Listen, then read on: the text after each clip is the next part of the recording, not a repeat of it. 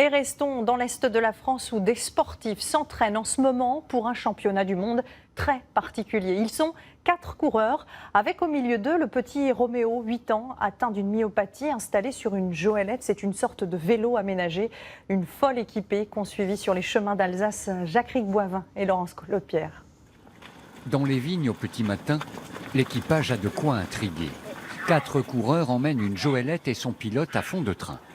Objectif, faire participer Roméo à un championnat du monde. En mai prochain, 80 équipes devront parcourir 10 km, une aventure sportive mais surtout humaine.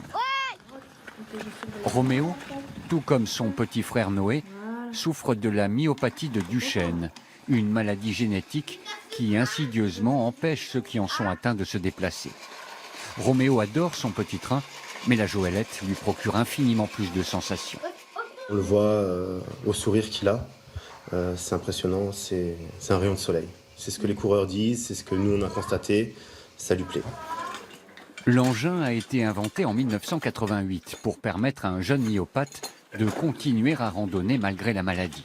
Un concept simple et efficace. Un fauteuil, une roue, des poignées. Entre brancard et chaise à porteur, la joëlette ne pèse que 25 kg et passe quasiment partout.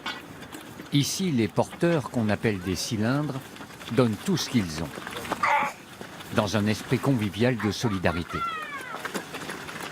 Quand on l'entend rigoler, quand on l'entend crier, bouger dans tous les sens, ça nous donne vraiment de la pêche, quoi. C'est un grand partage. On est toujours... quand le pilote est heureux, nous on l'est. S'il n'est pas bien, on n'est pas bien non plus. On est tous parents, papa, et on mesure chaque jour, à chaque sortie, la chance qu'on a aussi, nous, de notre côté, d'avoir des enfants en bonne santé. Sans les membres de l'association Dune d'Espoir, Roméo ne vivrait pas ces rencontres. Elle l'aide à se construire et à vivre presque comme les autres, à vivre tout simplement.